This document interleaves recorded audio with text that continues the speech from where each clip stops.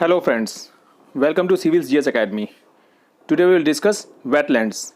In this video, we will discuss what is wetland, then major characteristics of wetlands, classification of wetlands, Ramsar Convention, Montague's record, and importance of wetlands.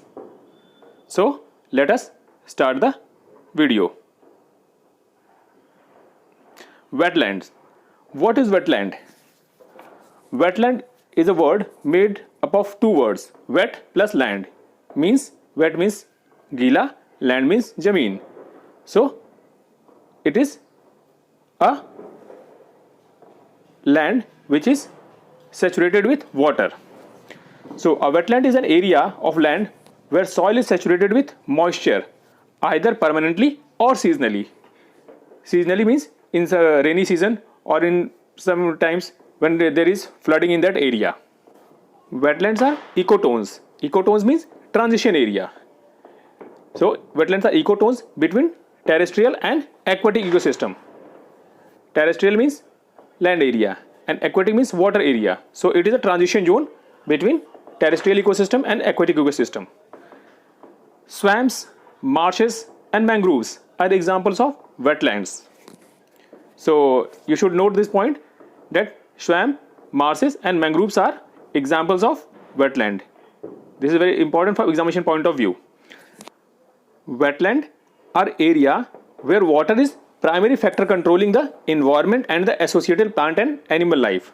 So this point is very important that in a wetland area, the primary factor controlling the environment and associated plant and animal life is water. Okay? You should note this point from examination point of view. It is very important. They occur where the water table is at or near the surface of the land or where the land is covered by water. So where wetlands are formed? Wetlands are formed where water table is at or near the surface of the land or where the land is covered by water. ये बहुत important है.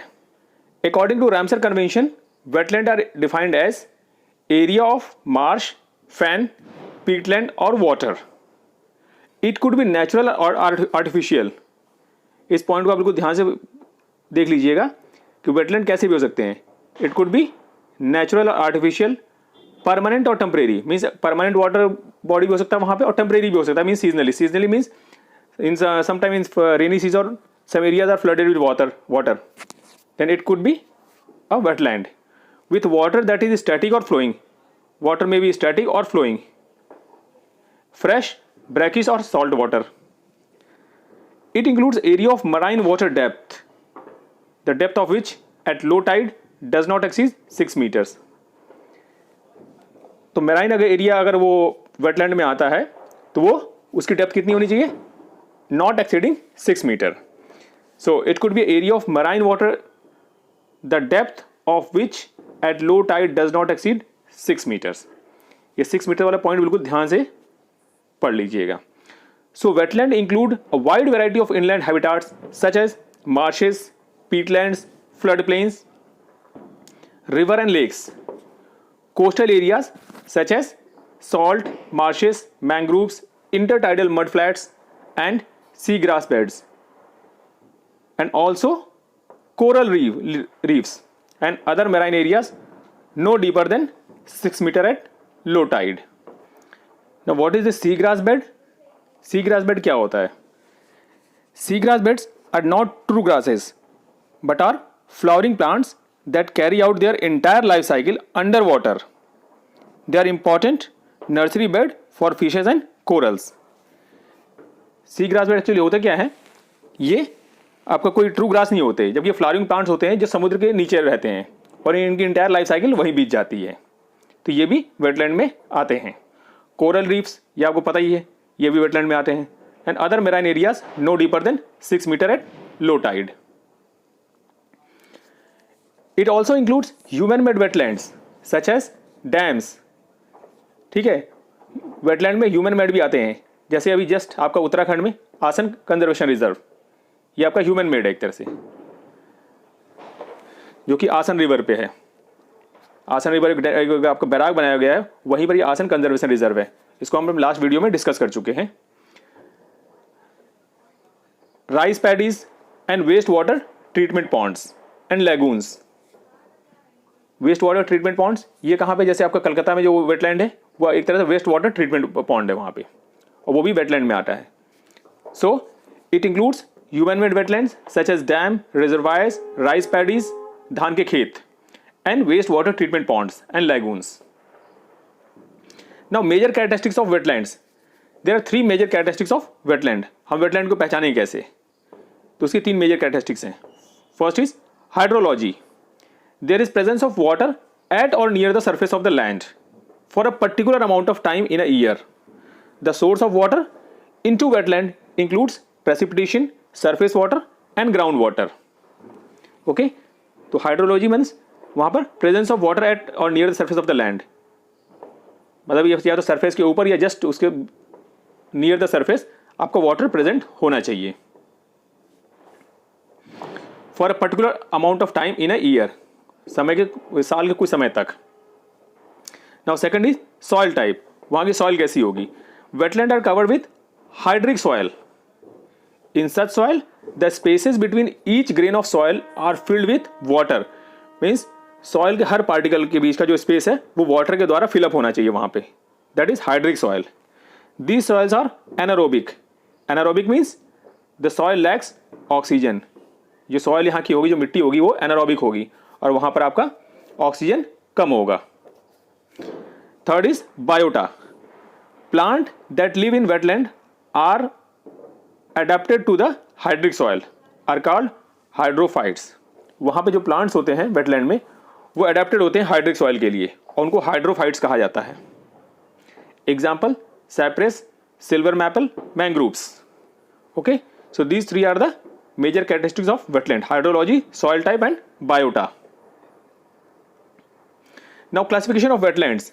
Ramsar classification of wetland is in three categories: marine and coastal wetlands, inland wetlands and human made wetlands. 5 major wetland types are generally recognized as: first is marine. In marine it includes coastal wetlands including coastal lagoons, rocky shores, seagrass beds and coral reefs. These are marine wetlands. Now estuarine means where estuaries are formed: deltas, tidal marshes and mudflats, and mangrove swamps. Lacustrine means related to lake, wetland associated with lakes like Chilka Lake. Riverine means wetland along rivers and streams, just like Asan Conservation Reserve in Uttarakhand. Palustrine means marshes, swamps and bogs. Now Ramsar Convention, to show the importance of wetlands और wetland हमारे लिए कितनी ज़रूरी हैं और उनका conservation क्यों important है, उसके लिए रैमसर कन्वेंशन लाया गया। Now see what is Ramsar Convention. The Ramsar Convention on Wetland of International Importance is an international treaty for conservation and sustainable use of wetlands. For conservation and sustainable use of wetlands. इसका नाम Ramsar क्यों पड़ा? It is named after a city Ramsar in Iran.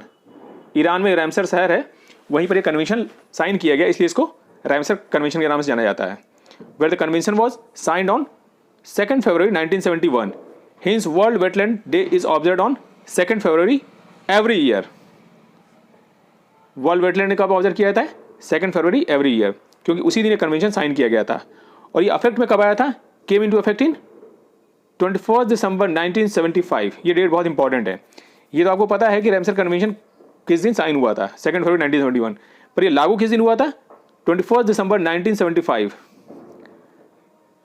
World wetland day was celebrated for the first time in 1997। World wetland day सबसे पहली बार कब मनाया गया? 1997 में।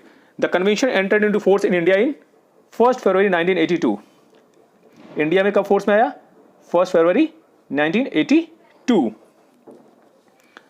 Okay, and Chilka Lake was designated as first Indian wetland to be entered into Ramsar convention.